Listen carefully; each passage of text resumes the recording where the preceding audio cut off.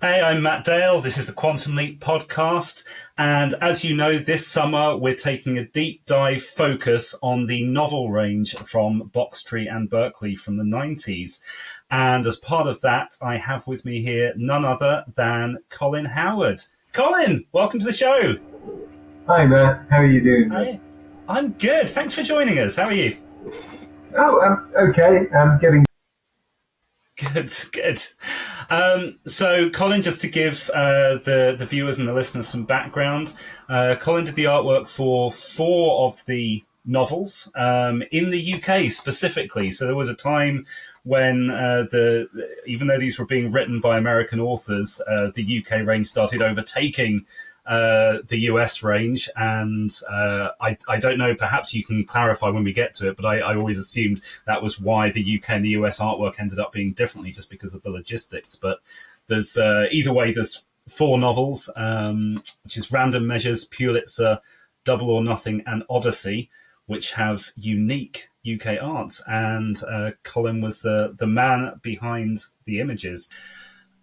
So, Colin, I dived straight into talking about the 4 covers. Perhaps we can just go back a step, because you became really well known in the 90s in the UK for your Doctor Who art, your Red Dwarf art. I'm sure there are others as well. That's just my particular fandoms.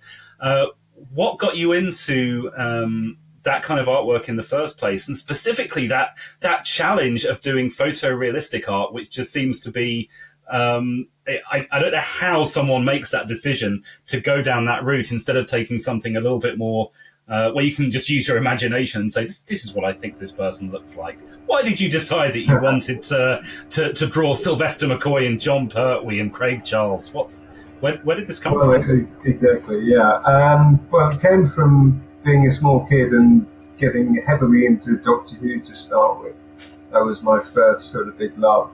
And my major art hero was Christos Achilleos, and he did all the Target novels back then that I had as a kid, and I would copy them. Basically, I was sort of reasonably gifted at doing artwork, and thought this is what I would love to do in the future for a career.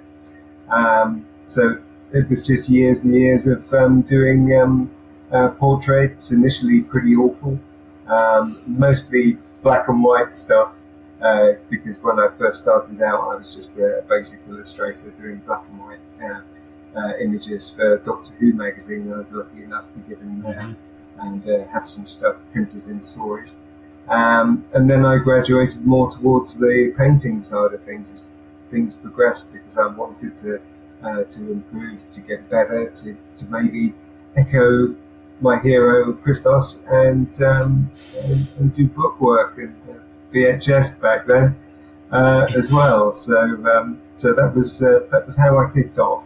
And then when that sort of started to dry up in the UK in the sort of I think the mid-90s, really early to mid-90s, I then had to start casting around to find other work. And because I'm sort of a mad sci-fi geek, that was where I wanted to go. It was to do other science fiction work. And so I did a lot of work for Red Dwarf on their sort of comic stroke magazine, Compass Magazine, as it was called, for about 2 years. And also in that time I was sending out on spec to other publishers, and Box Tree in the UK, I noticed were doing Quantum Leap artwork, and this was another one of the shows that I loved to watch back then, in the lands of no repeats and limited exposure of shows. And so I thought I'll cast around and see if they might be interested, and luckily enough I got a letter back asking me to come in and have a sort of an appraisal with them to see some more of my work in person.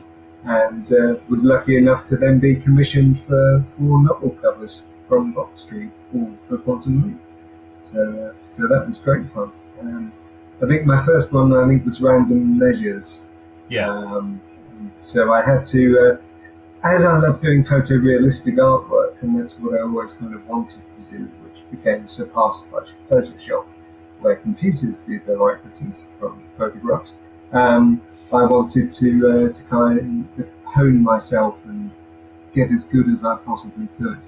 And so I had to, also back then, no real internet to speak of.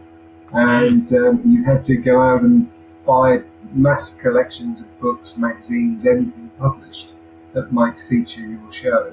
And I compiled like a reference book for my Doctor Who stuff, which listed every episode, every actor or whatever, how they were looking, whether it was good for a portrait or not, where it was, because I used to spend so much time trying to remember and search for a specific image that I thought might work.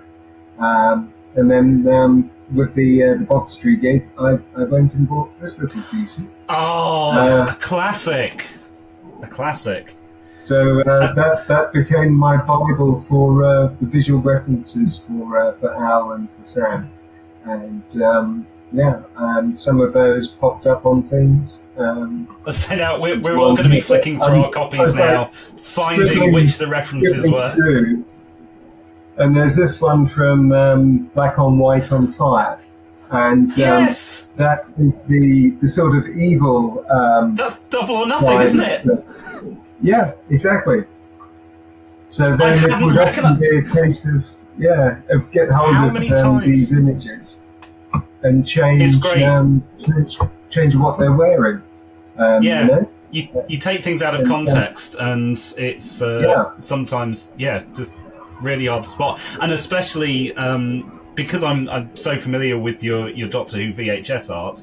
Obviously, a lot of that you were taking it directly from the episode, so it was very familiar publicity photos. I used to sketch off screen paused VHS tapes with the wobble and everything. To try and get specific things, whether it be a set or part of the design, something or something I thought would be quite iconic to fit into a particular story. And I might as well show you now, but I managed to keep my originals.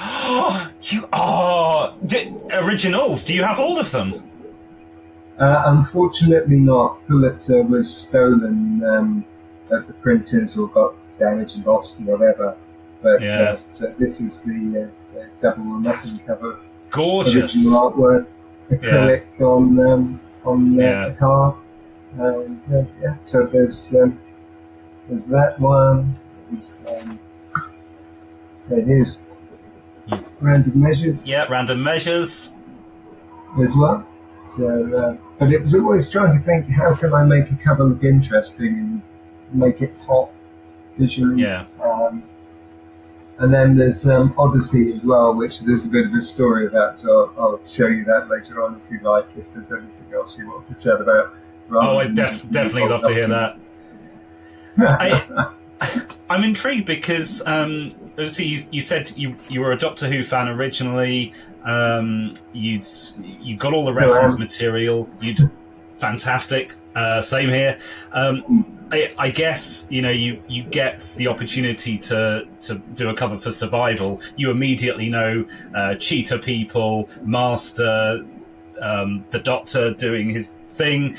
That I imagine doesn't necessarily come easily, but at least you've got that reference material stored in your head.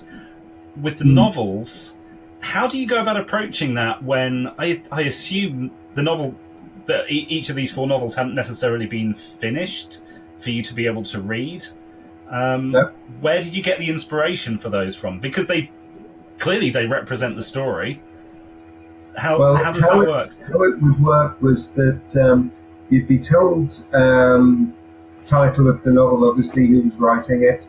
I'd know obviously it was going to be find references of Scott and Dean, and try and think of ways, because you would get a brief synopsis of what was happening in that particular book. So then I would go through this Quantum Leap book and try and look for an image that I think I could alter slightly and change. I mean, for example, Pulitzer, the has got references from that. It's a black and white later in the book, and totally changed the shirt he was in into a doctor's coat and stethoscope around him.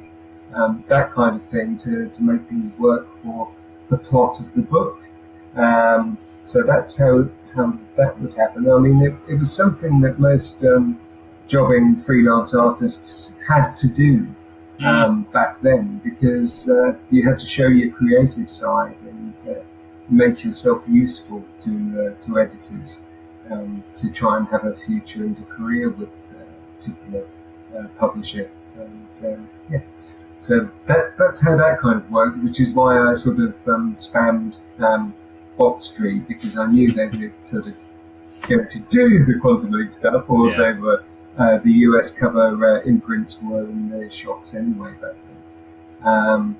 Just hope that I could step in there and get a reliable semi-regular gig, which I guess was fine until they decided either they weren't going to do any more in the UK, or they were just going with US artists, because the nightmare was the time difference.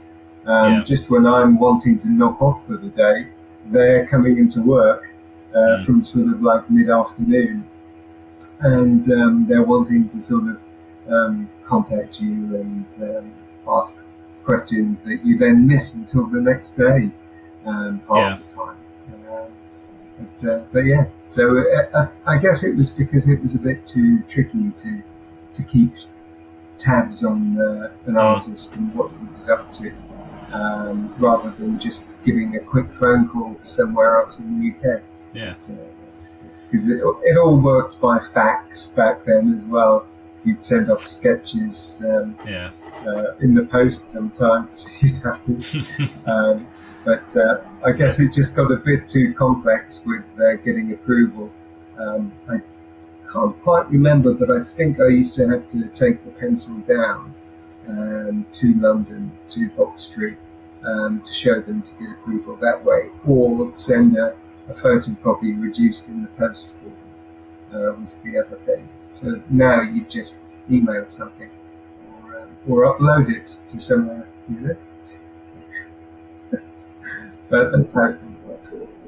You alluded there to different time zones then. Did you have much connection directly with Berkeley or Universal, or was this like through Box Tree and then they were the ones doing that liaising? I think Box Tree would mostly do all the groundwork and sort of pass things on to me as it sort of went along, because it was just too awkward. I had a similar thing when I was doing ceramic plates as well for one of the companies back then that liked to do sort of alien grey stuff. I did a few of those, and so it was a bit tricky. I guess that's the other reason why I only sort of did 4, because it was very difficult to maintain contact. And I think after those 4, they stopped doing any UK imprints. So the first half dozen Box Tree had been reprinting from Berkeley's, and then from Independence onwards, it was just only available on imports. So Odyssey was that final one. Did you, in the course of your interactions with Box Tree, sharing the designs with them, was there any pushback or any specific requirements that they made of you to make changes?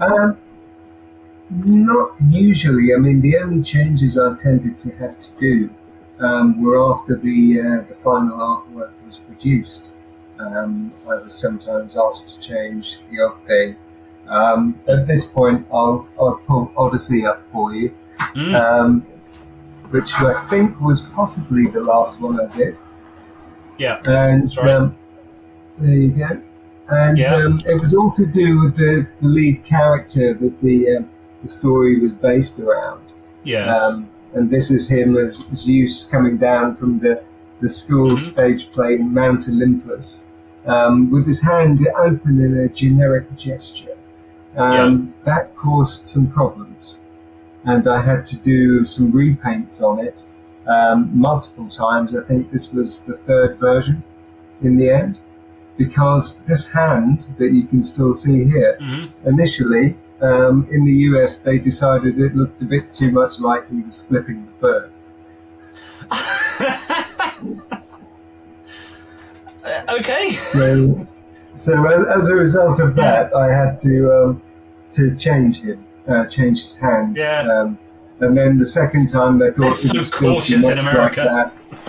Yeah, very easily offended. Yes. So yeah, it ended up being version 3 that was finally approved and went out. So for this one, I decided to have the entry-exit into Sam's reality door that he would often use, because it was always trying to think of something else that you haven't done before, and to work that in as a bit of a fan of the show and show other aspects of what was going on. So. This is a question going back to something you mentioned earlier about where you got your reference material from. Obviously, Scott and Dean had both done a lot of other shows. Do you recall if you ever lifted photos of them from other places? And actually, the same question goes for your Doctor Who art as well. I don't believe so. I think luckily the book was so varied with, as the show was, with who he was going to jump or lead into, that there were enough interesting shots in there, some of which really very grainy and difficult to sort of fully brush up and put out as a nicely polished painting. So, but no, it was invaluable, especially because obviously the character in the novels was doing different things to in the show, different stories and ideas like that. But yeah, often it was just a case of, I said before, that you'd have a brief synopsis of the show, and you would try and work out from that what might be the book or angle to use. Yeah. And I don't really think they sort of Scott in much else apart from later on was at Enterprise, wasn't it? In the Star Trek universe. Yeah. Very different hairstyle as well for that. So that I imagine that would have caused some challenges to lift his head from there. Yeah. But no, luckily most of the reference shots that were floating around and that were very usable. I think it might have got a bit samey if I'd have carried on much longer than those 4 covers anyway. But and Pulitzer, annoyingly, was stolen, I said, didn't I? It went Walkers. In the same way that Survival, that you mentioned a little while ago in the Doctor Who universe, one of my VHS covers, also was you don't have Walkies from the printers. Oh, that's a shame. That's one of my favourite ones. That and the Nth Doctor, which I know you've got some artwork behind you that's based on Nth Doctor. A couple of my real favourites. I was going to mention earlier on, and I did do a little bit of fanboying before we started recording, but a lot of my memories of the mid-90s are standing in Smith's, opening up the latest issue of Doctor Who magazine, seeing what VHSs were going to be coming out, and it was always it was your artwork, and it's not. I think part of it's because I'm a little older and greyer now, and now I see something's coming out on DVD in a few months. Great, I'm excited. Done. But back then with your art, I know I and a lot of other people my age would just stand and stare at it and commit it to memory. And Survival's one of those. Like if I had any artistic ability whatsoever, which I do not, I could draw Survival from memory because it's a lot of that artwork is it's iconic. You mentioned about Photoshop sort of and actually using photos for photo montages, kind of taking over that. And from a technical level, yes, but I know a lot of us still have fond memories of the true art from the 90s. And it's also lovely because, like these originals, they exist. They are there as a unique one-off that is kind of irreplaceable, as opposed to this is the hard drive that I first saved. Blah, blah. Exactly. I mean, you saw my reaction when you held that up. That was genuine, and I'd have the same for any of those Doctor Who pieces. It's it's something that actually exists as opposed to a file somewhere. So I think everything you were saying about Achilleos earlier on. Again, I'm not an artist. I can't claim to be inspired, but you and a couple of those like you, like Scaletta in the 90s. That's my childhood and my teenage years. That's your youth, That's my youth, and what what caused me to get excited about the Key to Time season coming out and all those other videos coming 95 to 96. Anyway, I digress. I knew I would do this because it's lovely to hear, because I tended to not really get much sort of in the way of feedback and approval. I think because there was me and another guy, Alistair Pearson, that did tons of course, Alistair, stuff. Yeah. And I think we kind of divided people. I think. I mean, I was always more the sort of in your face. Let's try and make this look bigger and better than it was, kind of thing, which is what I was asked to do. Whereas Alistair was far more sort of very fine, beautiful portraits, which is what we did. But I mean, that's why I think I took over with the VHSs, because they wanted to make it a bit more zappy and in your face than just the lovely rendered images recreated. And that's something I tried to do with the quantum leap art as well. To always bring in something regarding the time travel aspect, if I could, just to help remind people that was the core of the show. A scientist that ended up being whizzed back through time and got to relive other people's lives. So it was a great genius idea. So it just appealed to me, which is why I was very happy to do the books. So just a shame about the missing one. Well, at least, we still have the books. I know you obviously missed the original art, but we still get to look at them and enjoy them. And there we go. I dug it out especially for you. Oh, thank you. And and I think I've got Double or Nothing as well, but somewhere else. Yeah. And it's although I was doing some shameless fanboying, I think it's still a valid point. This is, and you know this better than anyone. The covers are the first thing you see. They're what gets you excited.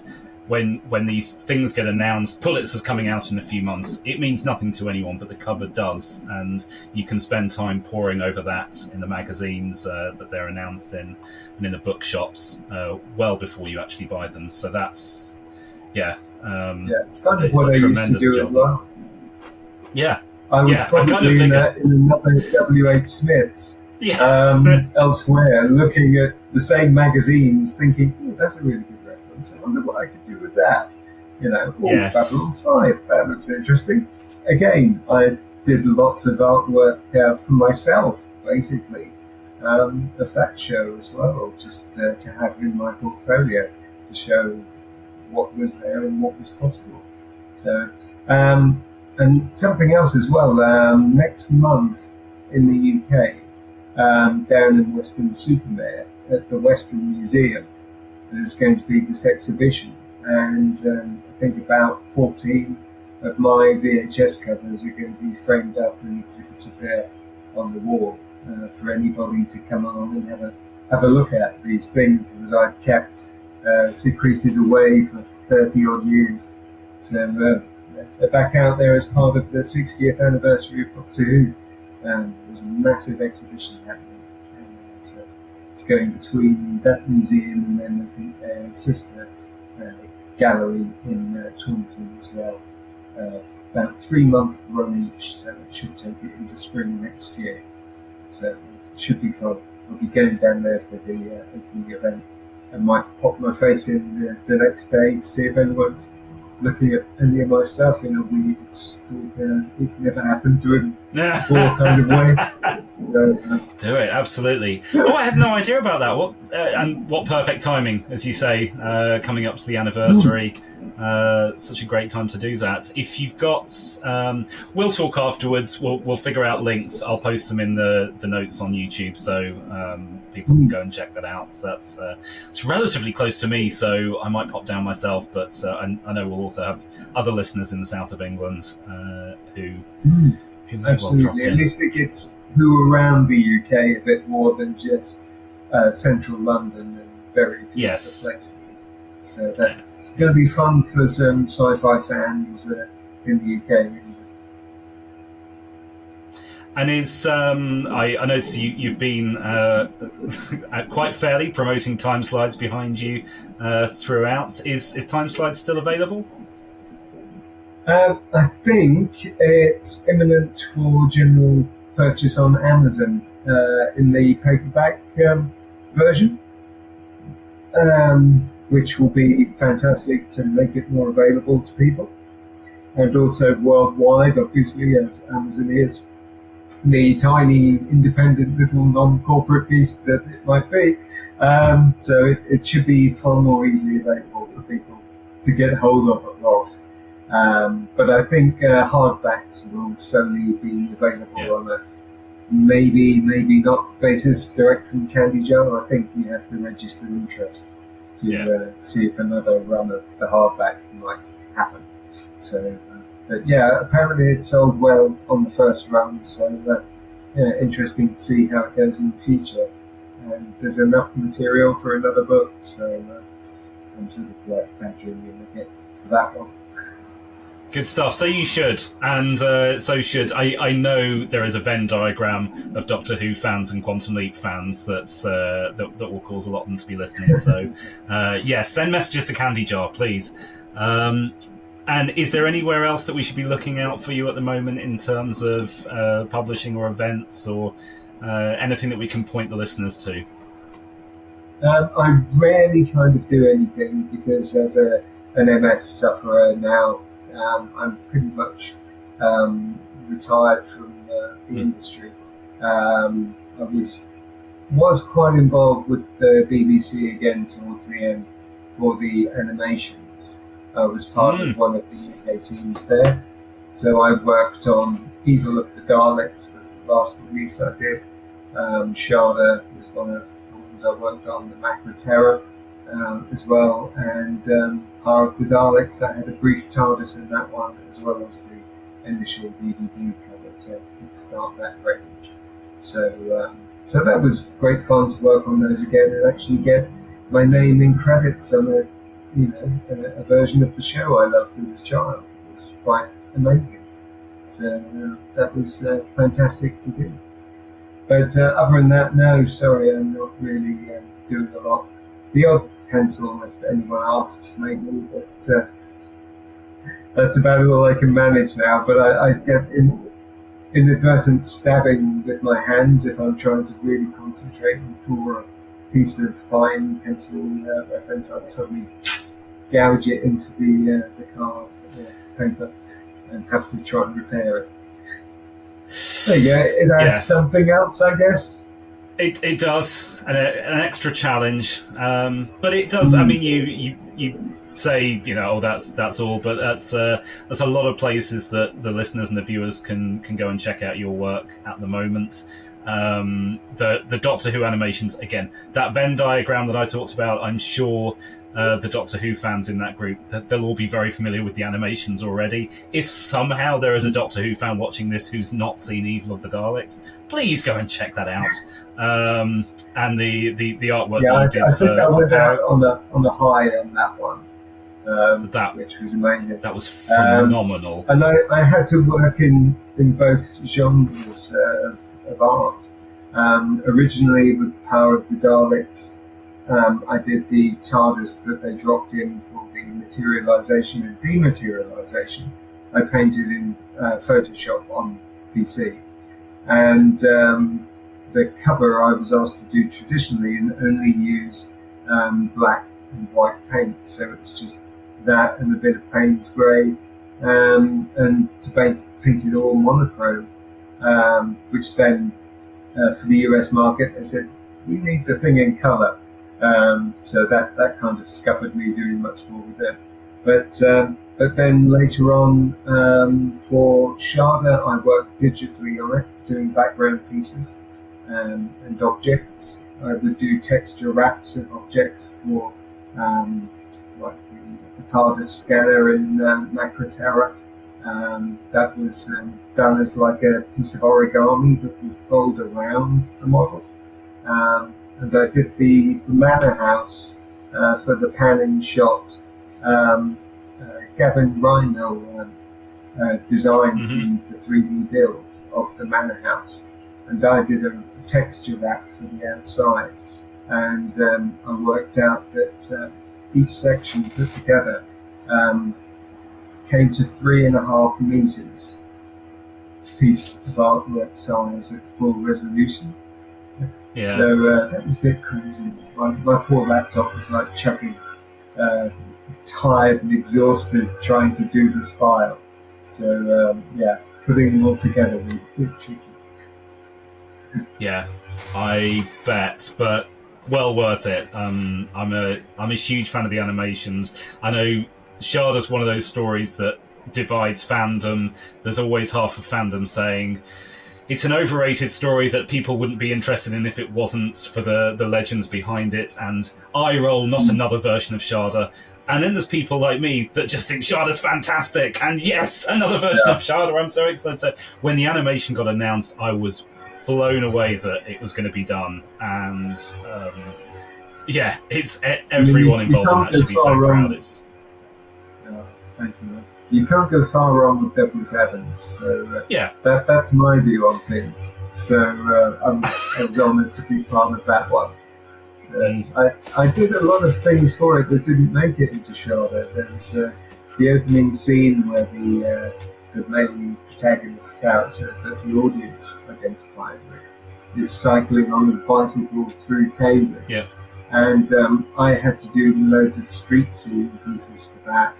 So I would throw in shop windows, like there's a toy shop full of Doctor Who related creatures. There was a Yeti in there, there was a big wind-up clockwork soldier from the Mind Robber and stuff like that. And I called it the Celestial Toy Room. There was Romana's flower shop, Bellel's bakery, little character from Death of the Daleks that me and my sisters loved as kids. So I threw all these things in, but they didn't quite make it, because when the window effect was put over the glass on the streets, it kind of wiped out what was behind. But I have got them on my Facebook pages, in galleries for some of my Doctor Who stuff. It's all on there. And I would often do, with some commissions, do painting offs. So there would be progress photographs of what was going on from pencil all the way through to finished art. So just showing you in brief descriptions of how I put it together. Should anybody be interested in the old antique effect and how you produce a piece of art like that? So, which is what I used to have to do with these quantum leap ones. It's all painted individually from scratch on a piece of card, and it's a kind of a dying art these days, I think. So I had to teach myself to do the same thing digitally, which is how I ended up working on those animations. So, yeah, it's impressive that you pivoted like that, because obviously you've done so much work to teach yourself to be able to do things in that classic way. I didn't realise that you'd made that shift until I saw your name popping up with the animations. Well, hang on a second. I know these animations are being done digitally, so what's Colin doing as part of this? So maybe it was another Colin Howard. Who knows? Yes, exactly. It was my M3 generation. I think by that time I'd become Tom Baker for the BBC. So come and gone so many times over the years. But no, one of the old favourites. I had to do in the dark days of the sort of mid to late 90s. A friend chucked me a compact desktop PC with I think it was a old version of Photoshop on it. And I just meddled about with that over months and months and years, and made the shift to be able to do exactly the same thing that I did traditionally, but digitally too. I sort of likened it to rubbing my stomach and patting my head at the same time using a graphics tablet, because you'd be working down here sort of on your desk, constantly looking at the monitor to see what you were doing. So it was very like that. But yeah, you had to survive back then, because the traditional art was no longer required. It was all just chucking filters on images in Photoshop. So yeah, I left them to that. I wasn't really interested in that sort of thing. It was a bit dull. No. Well, Colin, I've mentioned a couple of times I'm a huge fan, so just the opportunity to be able to chat to you has been a real treat for me. And we've picked up loads of great information from you for the Quantum Leap podcast in terms of your work on the books. So thank you for that, and for all your work in genre artwork during the 90s. Thank you for your time on the show. Oh, that's great. Thank you very much, Matt. It's lovely to be appreciated, and to know that things I did way back then mean something to people, in the same way that those covers of things that I obtained as a child through my parents meant to me. You know, they have a very warm place in my heart, and things that I will never part with. So it's great, and thank you for asking me on.